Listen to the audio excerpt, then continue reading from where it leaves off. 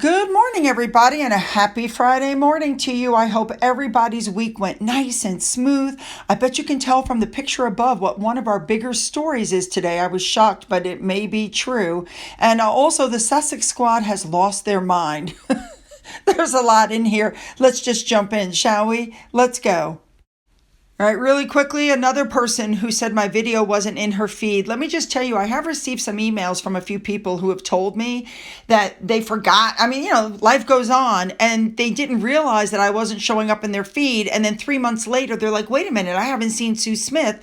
And they come back and they had been unsubscribed by YouTube. So yes, this is why I keep telling you guys, double check and just know every morning to come to my channel because my video will be there even if YouTube doesn't notify you.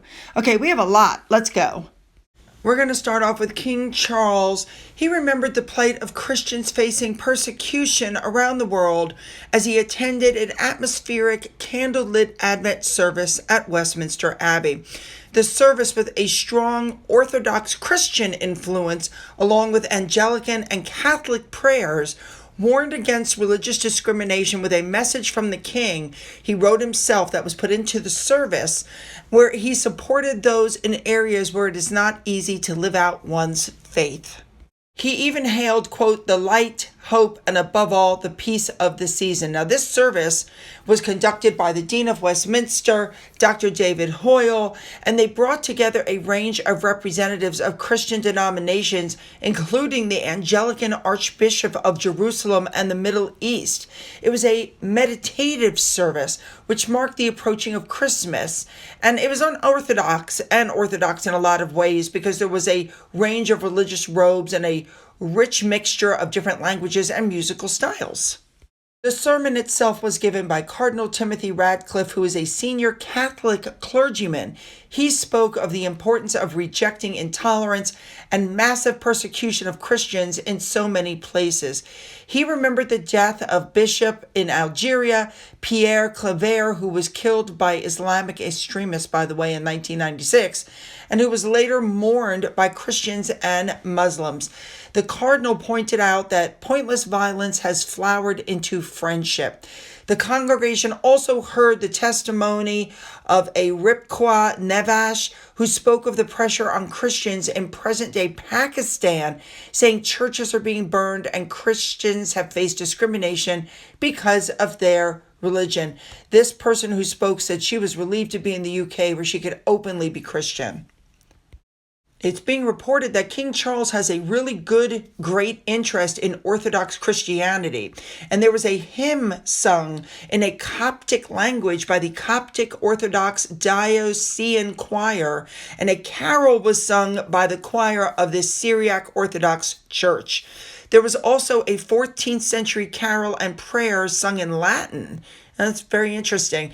Now, the king's message that he wrote and that went out focused on the Advent hymn, O come, Emmanuel. And he quoted its message of hope with the line, quote, dispel the long night's lingering gloom and pierce the shadows of the tomb. Now, we all know that King Charles has a long commitment to building bridges between faiths, and the congregation also held representatives of Muslim, Jewish, Sikh, and Hindu communities. And remember, in October, he went to the Vatican for that historic religious service with Pope Leo in the Sistine Chapel. They're saying that the king's devotion to religion extends beyond his role as supreme governor of the Church of England and is very evident in a lot of his decisions because, remember, he ensured that all faiths were recognized during his coronation, which is true. And he actually did write the Advent message, and it actually featured in the order of the service. And FYI, Johnny Thompson was there in case you didn't see him in the pictures. Here he is a little closer.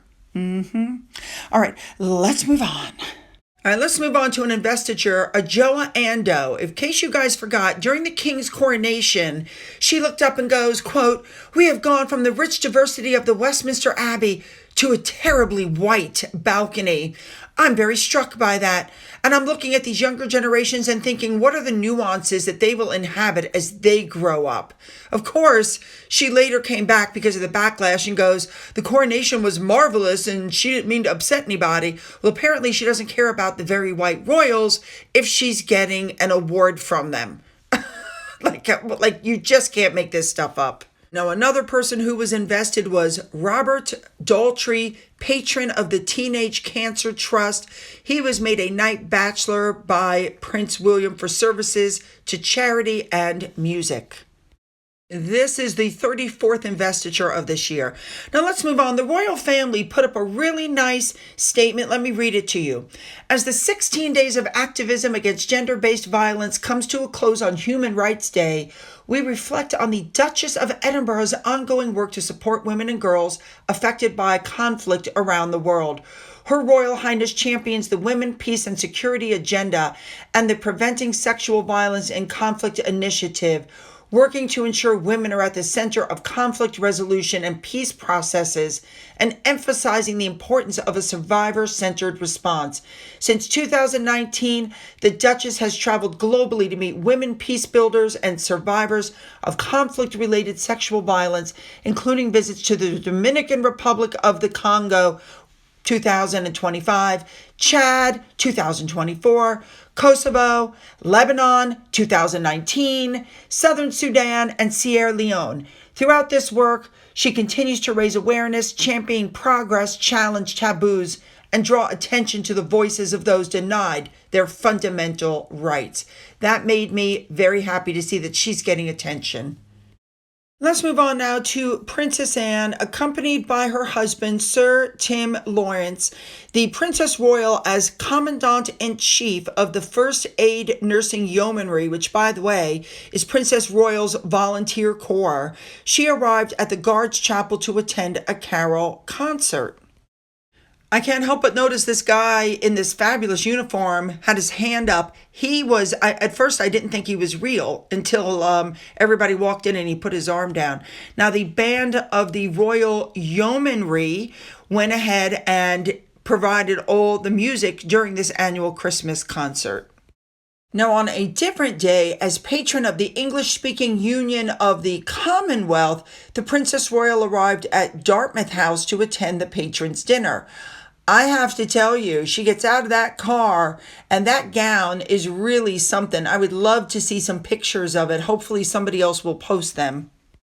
All right, moving on. They're saying that, you know what, Prince Harry did it again. Every time there's a hope of reconciliation and improved relationships, every time it's in clear view, he has to do something to push it away. So here we are trying to get back in with the royals. And what does he do? He goes on Stephen Colbert. He goes to these other events at the American Business Council, for the British lunch, and he makes inappropriate outreach comments. And I got to tell you, he gets what he deserves at this point. All right, let's go back to Meghan Markle's show. Here we go. Number 1, it did not hit the chart globally on Netflix's official top 10 list. It had mixed to poor viewership and ratings. You guys have to know that Meghan has spent most of her year focused on this series, along with her As Ever brand, and she spent a lot of time spreading the word that her new show is available to watch on Instagram. She put it up on Instagram. It's not faring well. Now, in the meantime, Harry and Meghan very quietly and without any fanfare released their show Saga Kids, A Rhythm Within. The story behind the Uganda-based YouTube dance sensations that have had devastating loss, blah, blah, blah. Listen, you guys, you can watch this on YouTube. And if you watch the Saga Kids on YouTube, they make money from it. So that's where I'd be watching them. Don't bother with the Netflix one. They had nothing to do with the filming. It's one of those projects like before where they saw somebody else doing it and they basically took it over and went, "Ooh, it's mine." All right, you guys, this is one of our bigger stories for today. This is what they're claiming, that Prince Harry won the review on his ongoing bid to get back, his UK tax funder security. And that if he did, it's going to be a huge step that will allow him to travel safely to England with his family, and he'll be planning some other major moves while he's back. They're saying he's playing the long game. He wants legitimacy. He wants to operate in the UK on his own terms. Meetings, charitable work, high-level engagements without being treated like a guest in his own country. So this isn't just about security. It's about creating a separate royal ecosystem. He's building a court, and he's doing it carefully. Now, of course, William has a court. Harry wants his. So this isn't about a return to the family. It's about competing with them. And another person who really appears to be in the know said that the security decision is just the first domino. And once it's in place, Harry can quietly expand his influence without anyone noticing until it's too late. I mean, they're saying Harry and Meghan are going to reestablish a London base, hire permanent staff, and restart their Sussex branded operation. I have no trouble believing that. Now, really quickly, before we move on, I have to tell you the Sussex squad has absolutely gone mental. They're putting out these stories that Meghan quietly gave a huge donation to the hospital where her father is. That is absolutely untrue. I think we all know that if Meghan gives money to anybody, she makes an announcement about it. This is not, they're trying to make her look more relatable, but here's the sick part. They then took pictures of Thomas Markle in the hospital, and they used AI to put a doctor into the picture. You can see it's the same picture. Then they took Meghan from the Times 100, where she's in this outfit with the microphone on, and they did the same thing. She's still wearing the microphone in the picture. Let's move on now. Again, another Thomas Markle update. I'm really happy to report that Meghan Markle is literally being dragged online over the way she's handled what's going on with her dad. Because, again, she said she reached out, and then we found out she only sent an email, but he never got the email. And then she was working on sending another handwritten note, blah, blah, blah. If she cared at all, she'd have flown over there to see him. She doesn't care if he lives or dies. She should be ashamed of herself. And everything about her is to make herself look good, which is why these stories are coming out, as I told you in the previous video, about how she's so stressed out. Things are so hard on her, blah, blah, blah. So it didn't take long for GB News to jump all over this, you guys. And one of the reporters actually couldn't contain herself. You can hear the comments she's making in the background as this is being spoken about. So just listen to this. Thomas Markle has received a letter from his daughter Meghan. Now, it follows widespread claims that he had not heard from her since having emergency leg amputation surgery. Well, joining us now to tell us more is the GB News royal correspondent Cameron Walker. Cameron, this is a significant update in this saga. Well, it is, and it appears this would be the first time that the two of them have had any kind of communication since before the wedding in 2018. How long ago was that? Lots happened since then. So this morning I received a statement from the Duchess of Sussex's spokesperson saying, given that a Daily Mail reporter has remained at her father's bedside throughout, broadcasting each interaction and breaching clear ethical boundaries, it has been exceedingly difficult for the Duchess to contact her father privately, despite her efforts over the past several days. With the support of reliable and trusted contacts, her correspondence is now safely in his hands, and I understand that that is a letter in question. Now, the Daily Mail has had a journalist at the bedside of Thomas Markle, but it's more than that, because they've actually been friends, Caroline Durand, the US Mail on Sunday editor, since 2018. They've kept some regular contact, and it was Thomas himself who asked her to come across when he was having his leg amputated in the Philippines. He was in intensive care.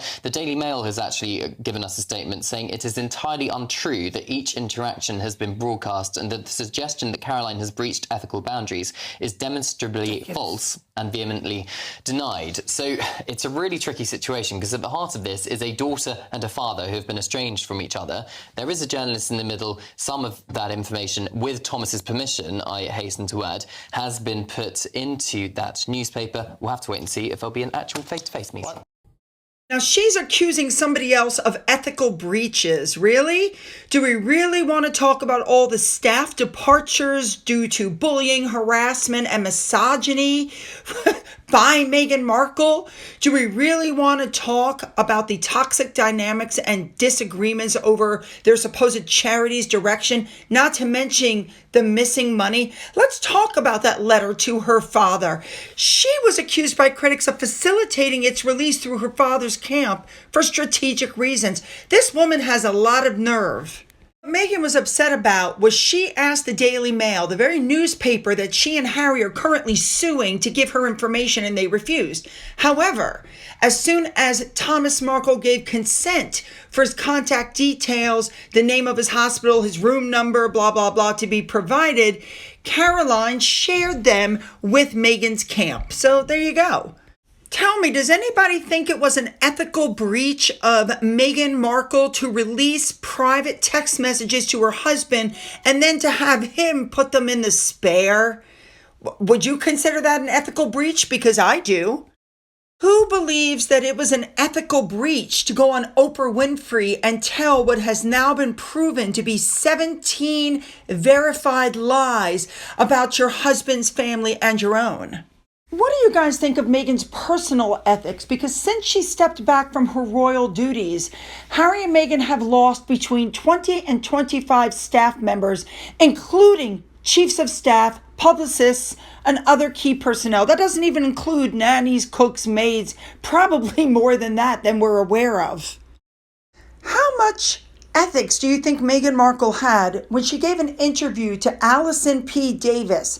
And this journalist, a well-respected journalist, a woman of color, did the article honestly and talked about how Meghan was making these weird guttural sounds and told this woman to interpret them.